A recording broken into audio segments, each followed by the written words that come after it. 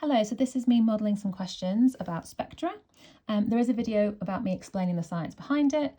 Spectra, they have the same things in the mark schemes over and over again, and this will become apparent in the questions we're going to do today. I will link to the link to the document where these questions are from. We're not doing all of them, or you can just press pause and have a go at these on a piece of paper. So I'd recommend doing a question, then watching me do it, or listening to my explanation, then doing the next one and watching me do it, because that means if you learn something here, you can apply it to the next question. So we're going to start off with question 4. Astronomers can identify different gases present in the outer parts of stars by analysing the line spectra of the starlight. Explain the meaning of line spectra. Now, this is a question, to be fair, that I haven't come across very often, but what is a line spectra? Well, if I just come back to my little diagram from my explanation video, these are examples of line spectra. It's where we have a spectrum with either absorption lines or we have a spectra with emission lines. And these lines are either lines of light or lines of the absence of light at very specific frequencies. So I'm going to say that absorption spectra are where there are specific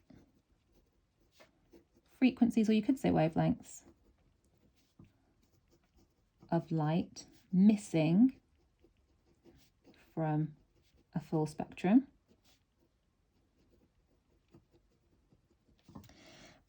And we could also say that emission spectra, I think that will get you actually all the marks, but emission spectra is specific frequencies, or once again wavelengths, of light present in a spectrum, although really for this I suppose it's more in the dark, but that would work. And then the more obvious and common question is this: explain how line spectra provide evidence for the existence of energy levels in atoms. So the mark schemes here have a lot of things that come up over and over again. One of them is that electrons exist in discrete energy levels. They love the word discrete. I'm going to think about emission spectra because it's a little bit easier. So for emission spectra, as an electron falls down to a lower energy level, and I'm going to write in there after it has been excited, level, after it has been excited. And if this doesn't make any sense, do go watch the video where I talk about what this all means. It will emit a photon, and the word photon is super important there. I'm also going to say the photon will have an energy equal to the energy gap between the two levels. And this will get you all the marks here for 3. And you're going to start seeing a lot of these phrases over and over again. If I show you the mark schemes, I think that's sometimes useful. This part not so useful, but this part here, they've mentioned you're getting a mark for the word photons, you're getting a mark with associated with energies, you're getting a mark with electron transitions. I've talked about falling and exciting, so that works. And you're getting a mark, if you haven't got 3 already, about discrete energy levels. So that'll come up quite a lot. Okay, question 8. Have a go if you want to do it before I go through it. Press pause, but if not, I'm going to go through it now. Polymers have been used which absorb UV light and emit visible blue light. They could be used for large posters. What is a polymer? This is more of a chemistry question. It is a long chain of molecules. I wouldn't see that in one of my exams anymore because it's definitely more chemistry than physics. But we can calculate the energy of a photon with light of wavelength 2.5 times 10 to the minus 7 meters. So the energy of a photon is E equals HF, but I know that for any UV light or any type of EM wave, C equals F lambda. This is wave speed, and the wave speed is c, 3 times 10 to the 8. So I can put these together and say that E equals hc over lambda. Very common equation. So I'm going to use that. H is Planck's constant, which is 6.63 times 10 to the minus 34. C is the speed of light, 3 times 10 to the 8. And the wavelength, I'm told, is 2.5 times 10 to the minus 7. So I put my trusty calculator somewhere. It's here. I'm going to have a go at the sum. So 6.63 times 10 to the minus 34 times 3 times 10 to the 8 divided by 2.5 times 10 to the minus 7. And the answer here is that E equals 7.96 times 10 to the minus 19 joules. So I can round that to 8 times 10 to the minus 19 joules, which is about right. We're usually looking at 10 to the minus 19 because we're usually looking around about an electron volt. So explain with the aid of an energy level diagram the process of absorbing UV and emitting blue light. Okay, so I'm going to draw some energy levels.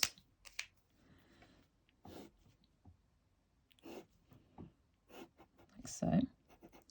N equals 1, N equals 2, N equals 3. And I'm going to start with an electron at the ground state. Now, when the UV photon comes along, and I've drawn it in purple, that's going to promote that electron up. And I'm going to make it jump up 2 energy levels, and you'll see why in a moment. So that's going to excite that electron up high. That electron is then going to fall back down again. Now, if it fell back down to the same level, it would give out a UV photon.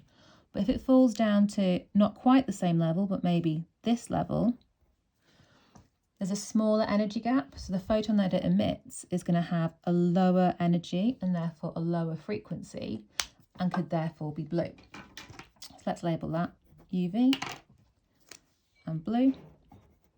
Now we need to try and explain that essentially. So I might start up here because I'm writing bigger than we'd expect. An electron is excited when it absorbs a UV photon and jumps up more than one energy level. If the photon relaxes to a higher level than before, because this is the bottom one, and it needs to relax to a higher level than it was before, the photon emitted will have a lower frequency and so could be blue. And if we have a look at the mark scheme here, it says energy level diagram with 3 or more lines used, word electron and photon in context, arrow up electron excitation when absorbing UV, arrow down to intermediate level to show blue. So it's this idea that it goes up higher than it falls down, otherwise it would just emit the same photon that it started with. It says the polymers can absorb a range of wavelengths of UV light. What does this imply about the energy level diagram for these polymers? It implies that there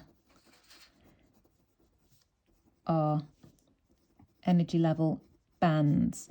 Now, this is once again more of a chemistry question, but we can think of it if I draw my energy levels here. Okay, I could have different UV light. One of them might make an electron jump this level, one might make it jump this level, but they could all be UV because these could all be very close together in energy. But that once again is more of a chemistry thing than a physics thing. And why would the poster using the polymer look brighter than the ordinary poster? Well, think about a normal poster would just reflect the light that it is hit with. But this polymer poster, it will reflect visibly the UV light that it's hit with as well. So normally UV light that hits something just bounces off and is still UV, so we can't see it. But here, the normal light bounces off it, but also UV light bounces off it and turns into visible light. And I can't fit that there, so I'm going to leave that as a spoken explanation.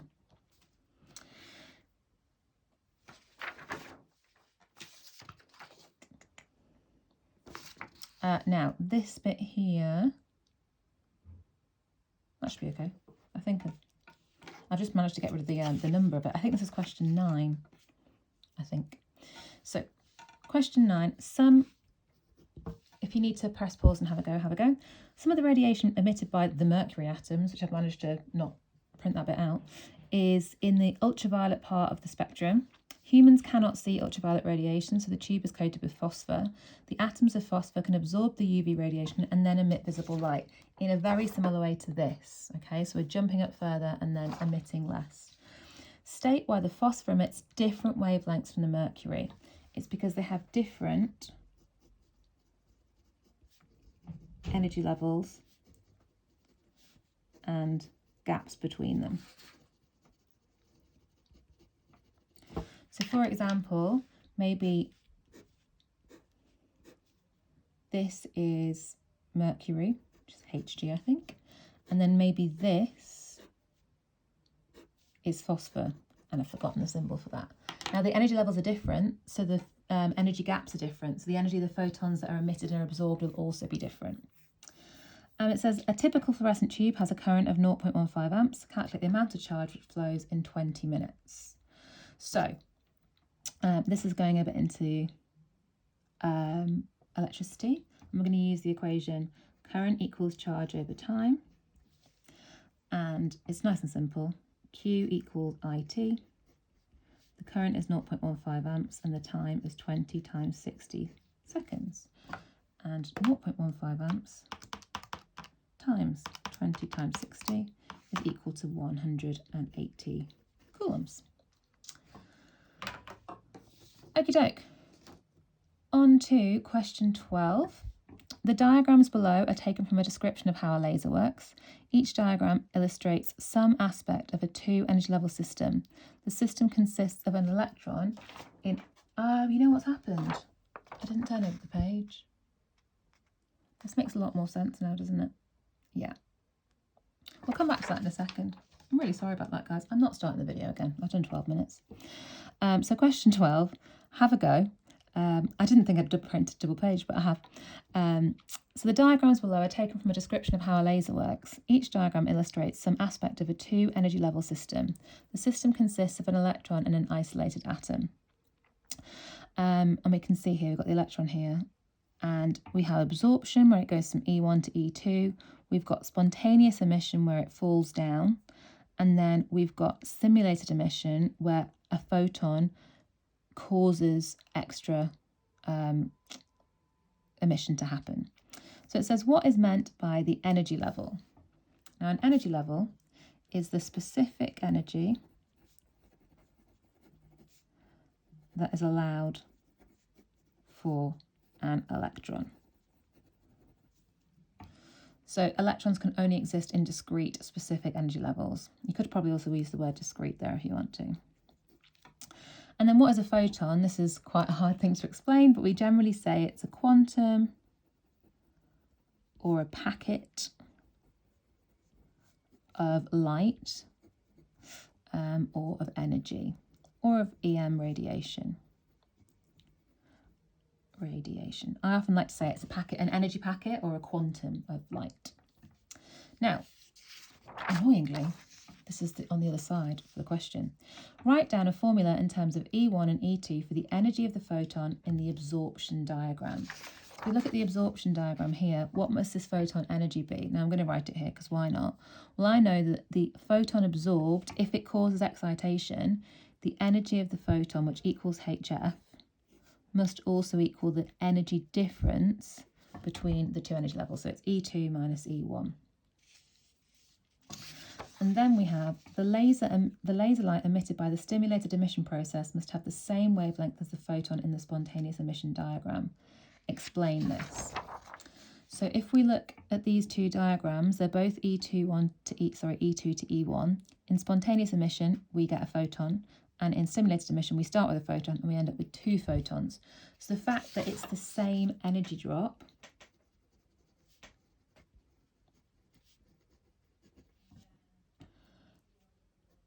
means it must be the same photon energy, and therefore frequency and wavelength. Because E equals HF, and remember we can also write E equals hc over lambda. So H and C are constants. So if the energy is the same, then the frequency and the wavelength must be the same. It says the laser light is said to be coherent. What does this mean? This is harking back to waves. Coherent means that the light has a constant phase difference. Not no, it's constant phase difference. And that's just a phrase to learn. Right, let's now, higgledy-piggledy, let's go to question 9.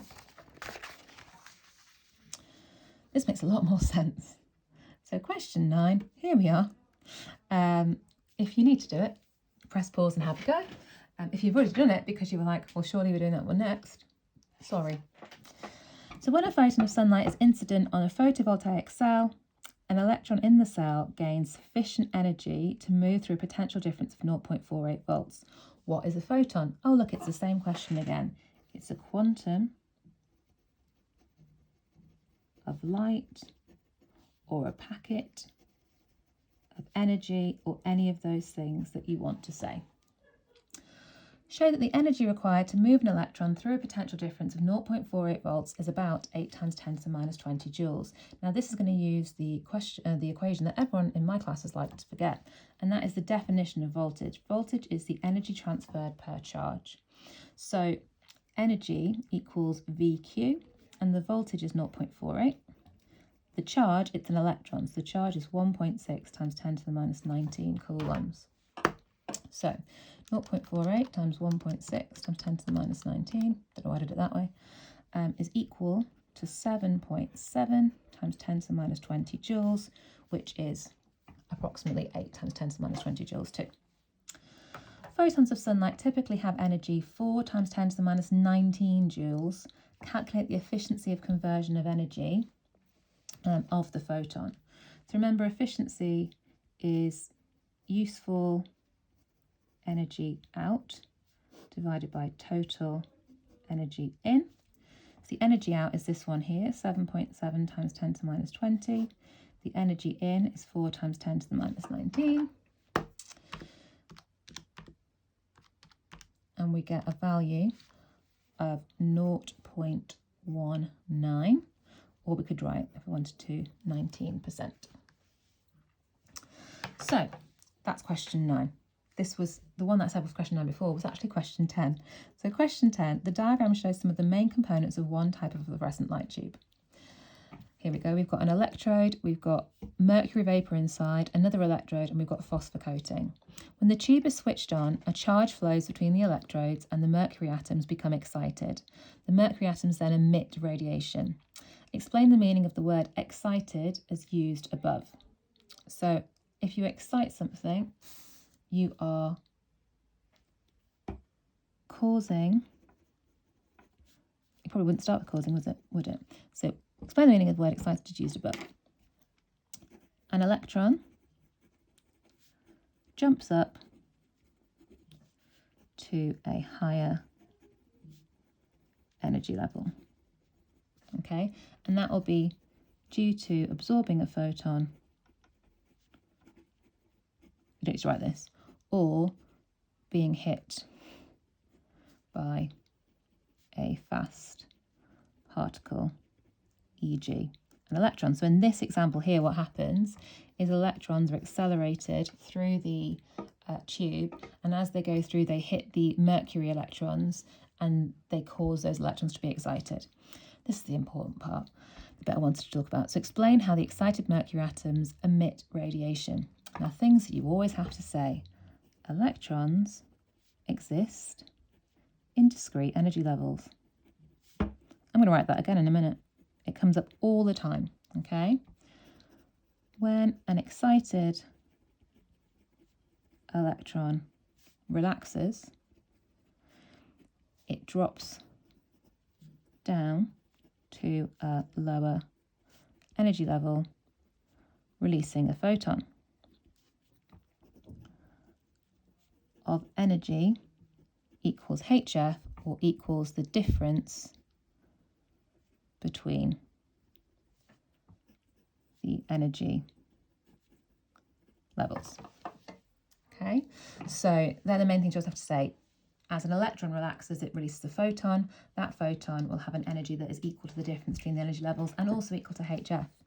And explain why only certain wavelengths of radiation are emitted. I'm going to just write it one more time just in case. Electrons exist in discrete energy levels. And I'm also going to add in which have fixed gaps between them. Photons released, actually no, I should say emitted, have energy equal to these gaps, or equal to the gap they fell down.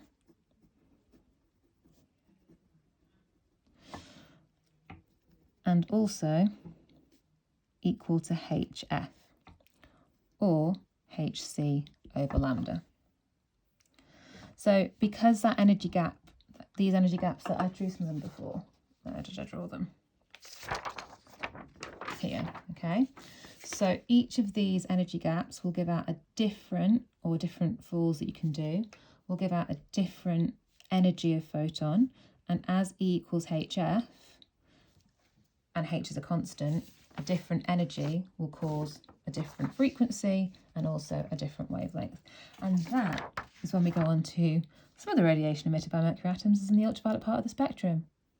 Suggests why phosphor emits different wavelengths than the mercury atoms, different energy levels and gaps between them because they're different elements, and that comes up a lot. So that was question 10.